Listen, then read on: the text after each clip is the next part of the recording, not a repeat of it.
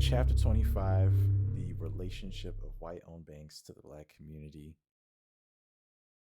Question on the board: why is it important to understand the relationship between the white owned banks and black people?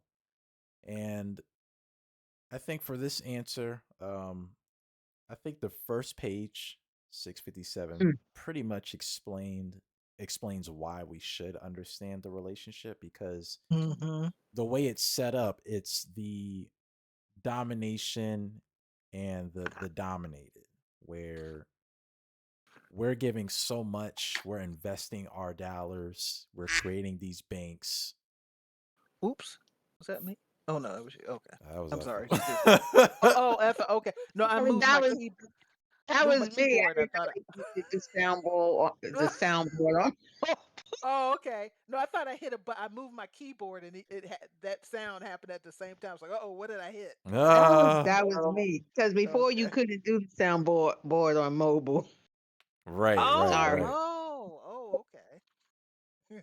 It is all good, but no, I was just saying, like, it's the relationship of the domination and the dominated, where for our people, we're investing, our money, our time, and creating these accounts in these mainstream banks, when what's return of it is just very little, and not necessarily just the amount of money whether we're saving for a savings account, but even with the treatment, where in the section, Amos Wilson talks about how certain ethnicities, when they're starting businesses and getting loans, our people would get a higher interest when getting a loan, or it'll be such a drag to apply for one itself. And I think it's important just to understand that, because again, it's the, as Halip would say, it's the art of legitimacy, where the domination and dominate relationship, it's not just seen where you could see it physically, but it goes into different aspects, and finance and banking is one of them. Because sure, we may not be in chains and shackles, but still that treatment is there in just various ways.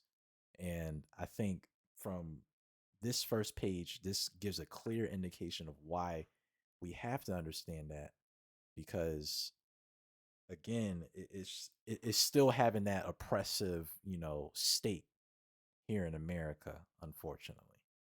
But what were you guys thinking? What were you ladies thinking from the question itself? Why is it important to understand the dynamic of white owned banks and our people? I one of the ways I looked at it was just what you're mentioning when Amos Wilson put on that first page about the dominated Hmm. versus the dominators. And I Mm-hmm. was thinking the psychology of how our spending and our quote unquote wealth Mm, is manipulated back into the hands of others Hmm. for their control and their complete benefit.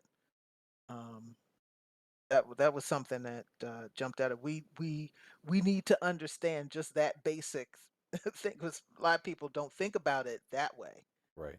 And I said once you get to that understanding that that realization, it's like okay, yeah, then we need to move forward and operate in a way that protects our community, our people. But it's just getting to just that basic realization Yeah. Yeah. that yeah, this relationship we're the dominated, we're not the dominators. Because oh we I've got so much money in my bank account. Well, where is that money going? Who's controlling it? Who's deciding, where that money gets invested? Because the money doesn't just sit there. And a Mm-hmm. lot of people don't understand the banking. We're US focused, so the Yeah. banking here. It's like the money doesn't just sit there.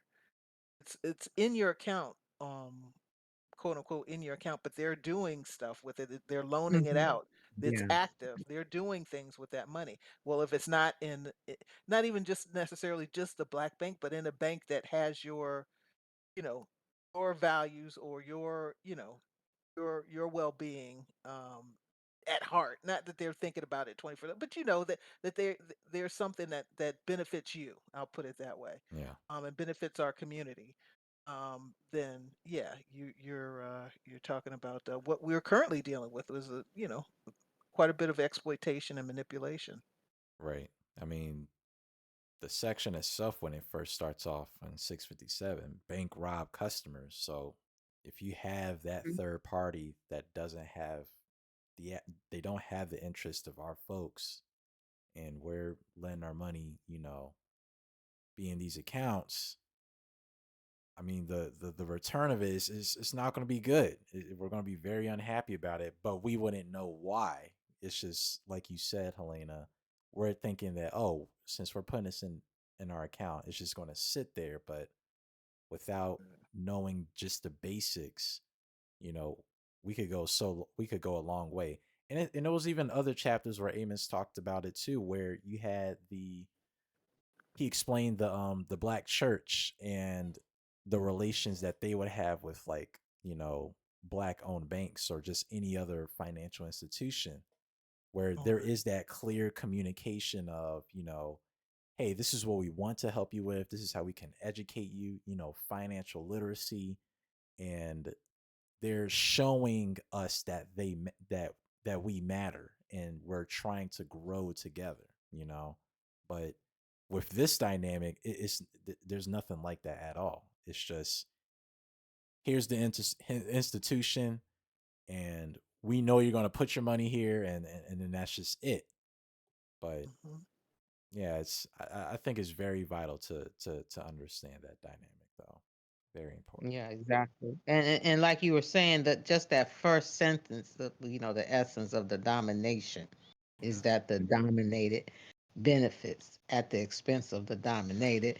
And even like when you're looking at these banks, especially like the examples he give in New York, how these banks are in the black owned community, but they are not investing back into the communities. Hmm. Right. Like, for instance, like when the black owned firms, they would not receive the same amount or percentage of loans as the white owned businesses. Right. Mhm. So that is, going to put these businesses at a disadvantage. Definitely. Completely. And it's that one way relationship again, just like when we were talking about with other businesses, with retailers and what have you. Hmm. With the banks, it's like, okay, we give, we participate in your financial well-being, but it's not reciprocated. Right. Yeah, And exactly. I mean this little part here on the second page when he has the habitual tendency of blacks to voluntarily, puts an end quote, enrich those who despise them, Mm-hmm. abuse and spitefully use them, can no better be revealed than by observing the banking behavior of African Americans relative to white-owned banks. And it's right on the money still, to a large Mm-hmm. extent. Although other people are feeling that, when banks do things and a lot of people get shorted or there's a run on accounts or whatever, other people start feeling the crunch. But for us, it's that constant manipulating, the constant not serving us to the level, that we give. That's Hmm. a constant thing. So it's also important, I think, for us whenever things are discussed, like how we work with other businesses or how we participate with other businesses, that we're not the only ones that get dealt, a shorthand sometimes, but it seems like it's almost all the time. And it's Right. just how their relationship is to our community. That's the worst, I think, in comparison to others. So, but Yep. yeah, that question I thought was a real good one. And I also thought that we need why it's important for us to understand is that we need to understand the tactics used so that we can combat them and Right.